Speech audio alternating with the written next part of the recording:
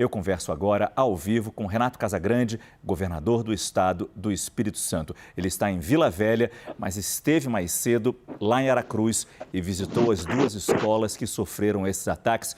Governador, muito obrigado pela sua participação aqui no nosso CNN Prime Time. Imagino que seja um dia dificílimo para o senhor.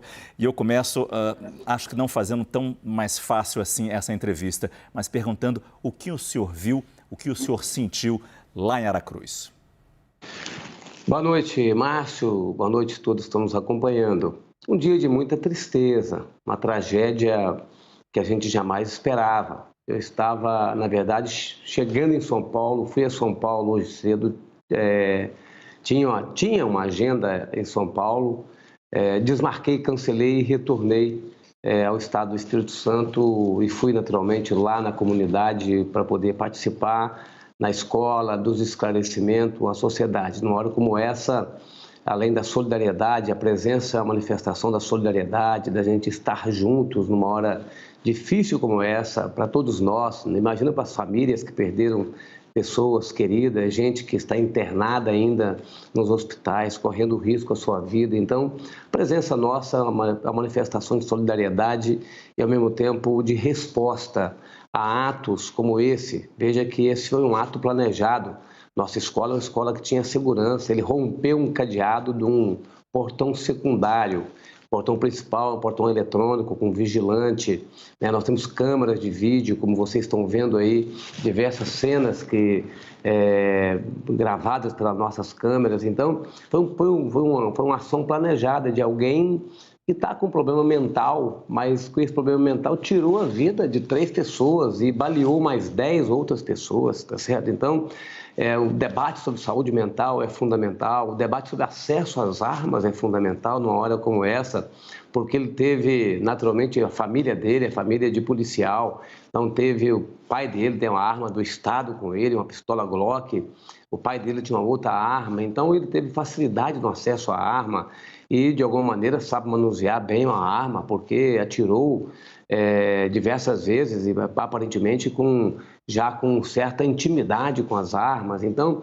o acesso às armas, né, essa facilidade de ter acesso às armas e os problemas mentais que a gente tem hoje na sociedade brasileira, isso tudo, assim, deixa todos nós em alerta e a gente tem que ficar observando o comportamento das pessoas, nós, nas nossas famílias, nos nossos filhos, né, nossos irmãos. A gente tem que olhar sempre, né, o comportamento, o gesto das pessoas, o modo de vida das pessoas. Nas escolas a gente tem que ficar muito atento para a gente conseguir identificar distúrbios que impeça que atos como esse possa, de fato, se repetir. Então, uma tragédia que a gente, infelizmente, está tendo que conviver aqui nesse estado. O que tem de bom, se tem alguma coisa que possa ser positiva, não de bom, mas positivo, é que nós rapidamente alcançamos esse autor.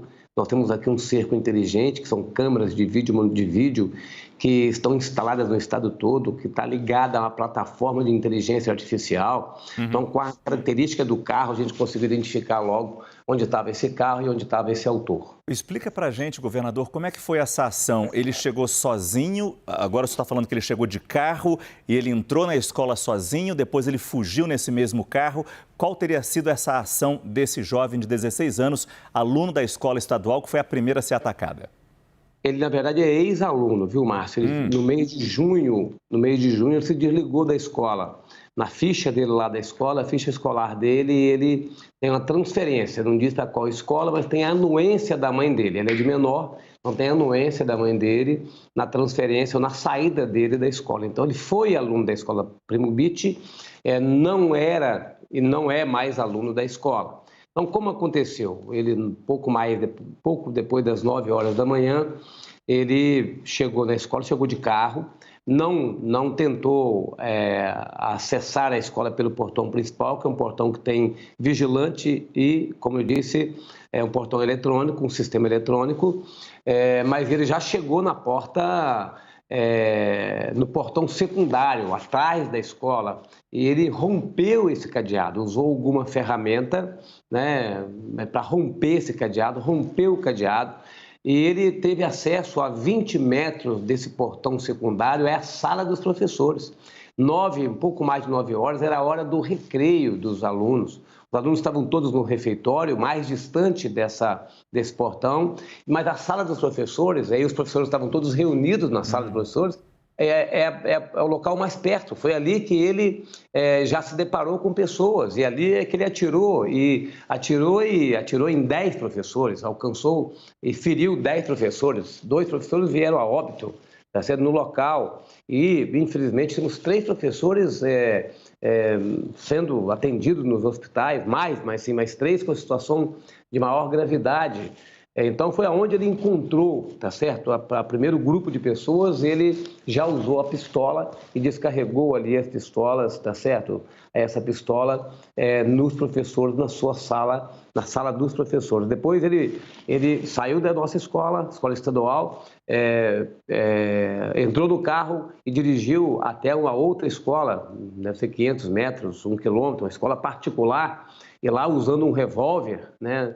38, ele entrou na escola e atingiu 3 crianças, né? Crianças jovens, 11, 12 anos, e infelizmente uma criança também veio a óbito. Quer dizer, ele estava com 2 armas, pelo menos, uma pistola Glock e um revólver 38, é isso? Isso, 2 armas. Uma arma do Estado, que é a arma do policial, né, pai dele, outra arma particular do pai dele. Então, assim, lógico, nós não podemos analisar um fato, esse fato pura e simplesmente de forma simplista, mas é muito importante que a gente tome cuidado com relação ao acesso às armas, a disponibilidade de arma fácil nas mãos das pessoas. Tá certo? Veja que o Brasil, nesses últimos 4 anos, né, o Brasil flexibilizou muito o acesso às armas. Então, cada cidadão, não é o caso desse específico, esse pai é um policial, né, mas assim, aproveitando o caso, porque acho que todo caso é uma tragédia, é uma tristeza, mas tem que servir de alguma base para o debate, tá certo? Assim, é preciso que a sociedade brasileira discuta a questão do acesso às armas, né? É preciso, porque o acesso às armas, né, numa sociedade que uma parte da sociedade tem problemas de distúrbios mentais, é um risco, e o acesso às armas para onde você tem grupos criminosos organizados, tá certo? É disponibilidade de arma para grupos criminosos. Então, assim, é preciso discutir. Acho que as pessoas podem ter o porte de arma para poder se proteger quando mora em algum local que precisa de proteção, mas é preciso ter muito cuidado para que isso não seja uma arma alcançada por quem não sabe manusear uma arma de fogo. Agora, eu imagino que a polícia já tenha ouvido o pai desse menino, desse jovem de 16 anos, ex-aluno da primeira escola atacada, policial militar, pelo que eu entendi o senhor falar, e também deve ter ouvido esse rapaz. Alguma explicação, algum motivo para esse ataque? Até agora não. Não sabemos se a investigação levará, porque como ele usava, por exemplo, uma roupa camuflada e usava o símbolo da suástica, tá certo?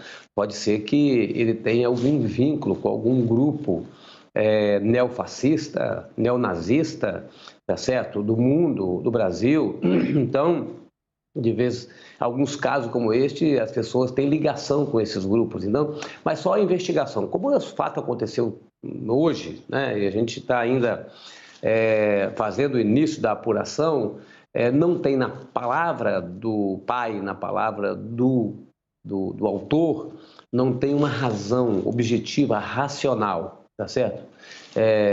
Ainda não está identificado isso. A gente sabe o trauma enorme que pode ficar na cabeça dos sobreviventes, de quem estava na escola no momento desse ataque. Qual vai ser o trabalho a ser feito pela Secretaria de Educação, pelo governo do Estado, nos dias seguintes, a partir de amanhã, governador? Nós já temos montado na Secretaria de Educação uma equipe, um grupo de apoio psicológico, emocional, pelos diversos fatos que acontecem em sala de aula. Esse fato é um fato, né, uma tragédia, mas todos os dias você tem algum fato que exija um acompanhamento. Nós temos, então nós vamos fortalecer esse trabalho, especialmente nessa escola. Essa escola agora, neste final de semana, hoje, amanhã e domingo, o secretário de Educação vai discutir com a nossa equipe o que será essa escola na próxima semana. Acho que não teremos uma aula logo no início da semana, nós vamos ter que fazer um trabalho de apoio emocional a essa comunidade escolar antes da gente retomar as aulas com uma certa normalidade lá nessa escola. Renato Casagrande, governador do Espírito Santo, muito obrigado pela sua entrevista aqui no nosso CNN Prime Time.